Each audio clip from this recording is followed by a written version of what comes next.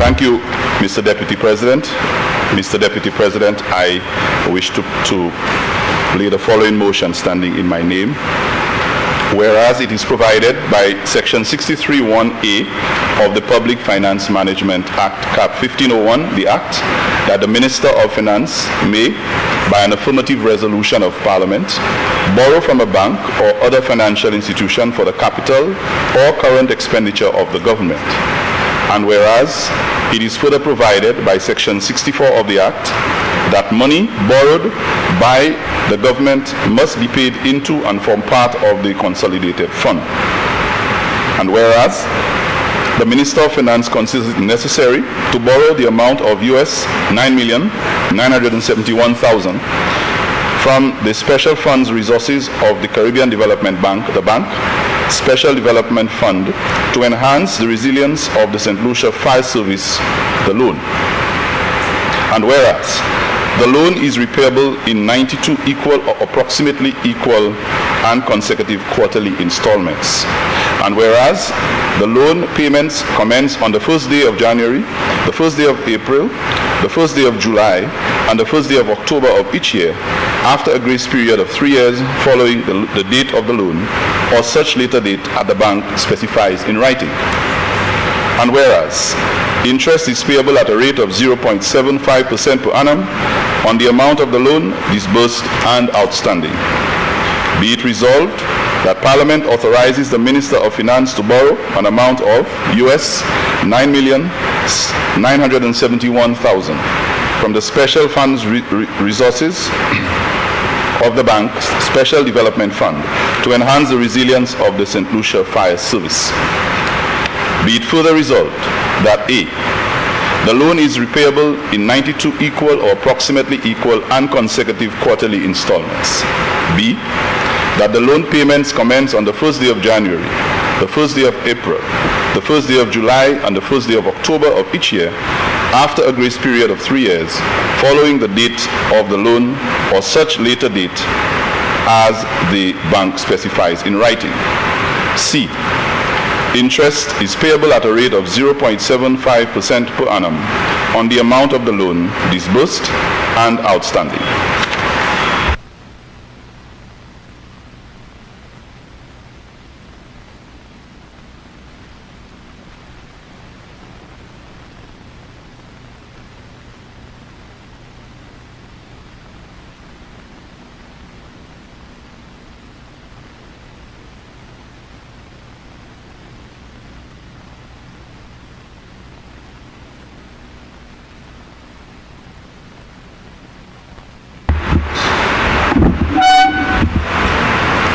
Mr. Deputy President, I wish to provide some further explanation and context to this particular motion with the hope that it will bring some clarity to why we are here to seek the permission of the Parliament to approve that particular venture.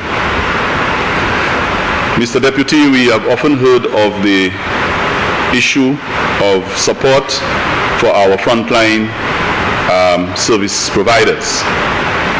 And this loan specifically targets one of those entities, namely the fire service.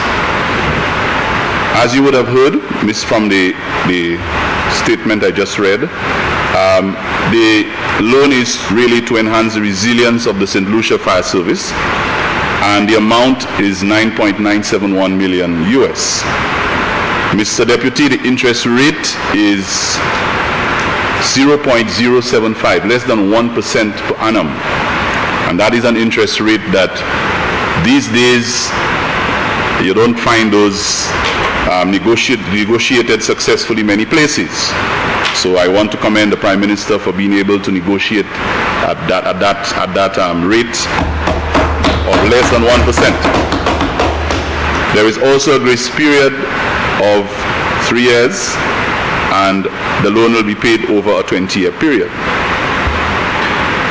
Mr. Deputy, we must understand why at this time, as we continue to recover from the effects and we still have COVID with us, let's not make that mistake, it's still around, that our health sector, particularly our first responders, really have been operating under severe pressure.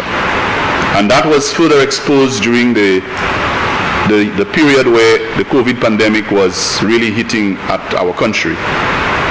Oftentimes I encountered persons who work in the fire service, the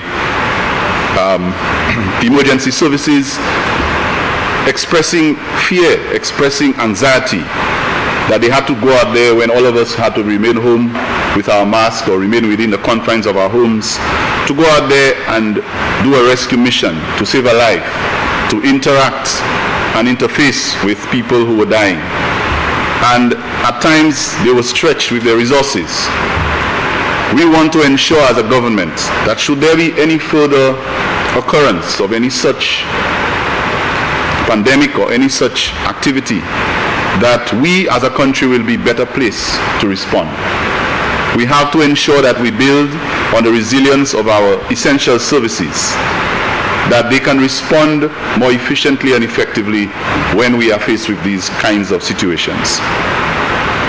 There's often the discussion about the way the police has been treated versus the way the fire service has been treated. And it's not a matter of competition, but the reality seems to have suggested that since entering government, we have been very generous and very supportive of the police in terms of what we've tried to provide. And some other areas, customs, fire service, the nurses, the doctors, they felt in some ways, in their own opinion, that maybe we should be doing likewise. So while it's not a competition, but we acknowledge that all the essential services require support. And so this loan seeks to provide them with a level of support that will make it easier for them to perform their duties. Now, sometime in March of this year, the government was written to, and although it was already known, but some of the issues were raised, and some of them included risk reduction issues. And we are now in October, but the government has decided to respond swiftly. While the consultation was held, the discussions were held, the government has decided that we're going to move forward and secure this finance to assist. And so this resolution here is really to respond emphatically to the issues that were raised in this letter and in the consultations. And let me just highlight some of the issues, Mr. Deputy, that were raised by our essential services. They were concerned about hurricane risk management. And I think that's reasonable to say that if you are concerned about hurricane risk management, it's a legitimate concern, because we know the vulnerability of our country to natural disasters.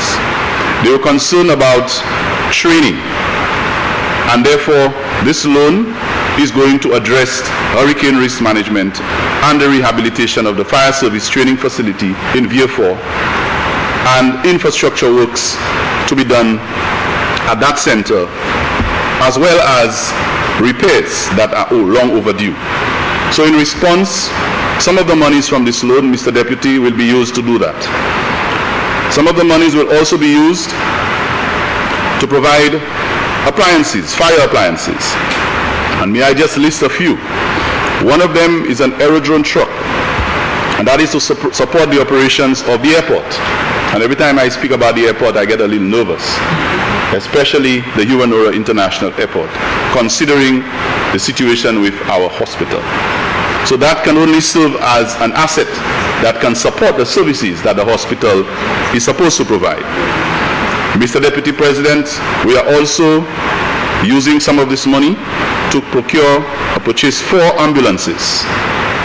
And I'm sure you can appreciate that sometimes over the weekend, when you hear the reports from the fire service of the number of road accidents, the number of incidents that they have to respond to, the number of ambulance calls that the fire service has to respond to, you wonder how they do it. How are they able to respond to over 100 calls in a day or 2 days?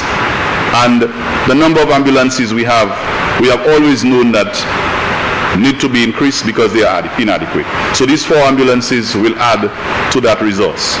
5 fire trucks, Mr. Deputy President, will also be secured from that loan, including a crash fire halls, foam equipment, informational technology equipment, ICT, and I think we can all appreciate the need for having that type of resource in the essential services unit. These days, we tend to see a lot of mischief being used, ICT being used to create a lot of mischief and to do things that are not definitely productive or not as productive as they can be for us. But if they're going to incorporate ICT into essential services, I think it would be a very positive move.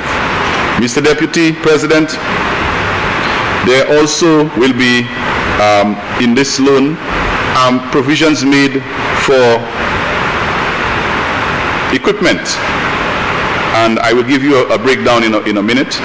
But I also want to mention that NEMO has expressed concerns in the past about the availability of some of those equipment or those facilities when there is a disaster.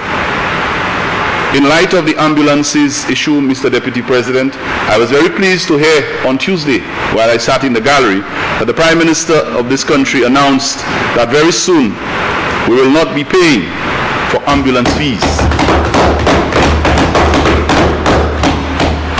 Can you imagine, Mr. Deputy President, that there are some people, because they are unable to afford, have to jump in a regular vehicle and make their way to a hospital under conditions that require the proper supervision of medical staff.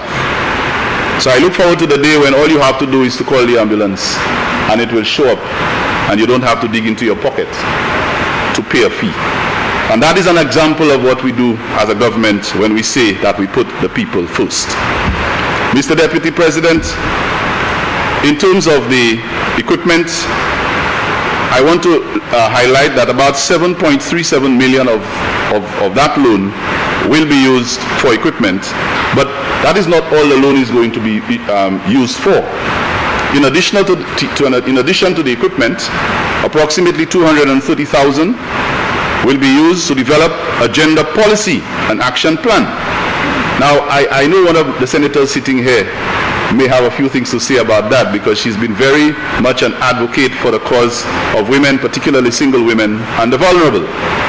And when I see in a resolution to borrow money to strengthen and to build the resilience of our essential services, I see there's a provision here for gender policy and action plan. It tells me that the thinking is inclusive and sensitive to the needs of the vulnerable and the needs of all. And so, Mr. Deputy President, I continue, and I notice that there's also provision made for psychological support for the firemen and the firewomen who work on the front line. And that is something we often overlook. I was an educator, I still am, and sometimes we underestimate the impact of shock, trauma, and psychological aftershocks, if you like, when major incidents happen. Mr. Deputy President, firemen and firewomen have to arrive sometimes on the scene, and when all of us cannot look and we turn away and we're afraid and we cannot even deal with what is in front of us, they have to deal with that. And they have families, they have to go home, they have to sleep. And sometimes the debriefing and the psychological support that is required when they have dealt with these traumatic experiences is lacking. And that can cause severe damage to their psyche and to their ability to perform their duties. And I am very pleased to see that part of this loan is going towards psychological support for officers in the front line. Mr. Deputy President, in addition, or to support that, a psychosocial support officer will be employed to support that particular venture through the Ministry of Justice. Mr. Deputy President, in addition, some of this money will be used for the development of an operations manual for the fire service to enhance capacity building. A total of 329 fire officers will be trained, and as we know, since they are specialized officers, they need specialized training and retraining. And therefore, that training is going to help to ensure that they are certified. And if they are certified, they become marketable. And if they are marketable, it means they can work anywhere in the region and anywhere in the world. And so I think this piece of information tells you that we are not only thinking about the physical equipment, but we are thinking about the human aspect of these people and how it can help them not only deal with this, the difficulties on the job, but help them project and prepare themselves for other opportunities. Mr. Deputy President, there's an allocation there made for maintenance staff, the mechanics. You see, very often we procure equipment, we buy things, some of them very complex and very sophisticated. And as soon as they have a problem, everything stops because there is nobody with the technology, with the expertise, with the parts to maintain them. And so a lot of our productivity in this country, our efficiency is compromised because sometimes what we procure, we cannot maintain. And I'm happy to see that in this resolution there is provision made for service equipment and maintenance staff, so that when we have that equipment operating, that it is maintained and it is always ready to function. The project, the entire project of having this, all of these things done, is due to commence next month, which is in November, and the implementation period is going to take about 3 years to complete in its entirety. And that will be provided, the oversight will be provided by the Ministry of Home Affairs and Ministry of National Security. They will oversee the implementation. It is important that this is noted, Mr. Deputy President, because I am aware that there were times when certain projects that were supposed to be aligned with certain critical ministries, like the St. Jude Hospital reconstruction, which was supposed to be under the supervision of the Ministry of Health, at least infrastructure, and at least, of course, finance, was being managed by a ministry of, economic development, by someone who, I remember the Minister for Health coming into this chamber and saying, I'm just waiting for the keys, not having any idea what's going on in a project that is supposed to be managed by a ministry that she headed. And so this is not happening here. The relevant ministries, the relevant department of government will provide the necessary supervision so that the implementation of this project gets the quality of supervision and oversight that it needs. So, Mr. Deputy President, it is important, therefore, that we note the importance or the significance of that loan. It's not a lot of money by in terms of context. It may look like a meager sum of 9-something million, but what it will do is going to be significant and very impactful to help our essential services and our frontline people perform their duties. I want to wish the fire service well. Yes, on Tuesday, senior members of the fire service were in the chamber, and I know, having spoken to a couple of them, how pleased they are that this has come. I think they have said it was long overdue. I look forward to the implementation of this program. I look forward to the impact that it will make positively on the psyche and the functionality of the department and its members. And I look forward to the benefits that it's going to bring to the people of our country, particularly when it comes to healthcare and essential services. So I put it to this chamber to approve for this this motion to be passed and for these funds to be made available for that project. I thank you, Mr. Deputy.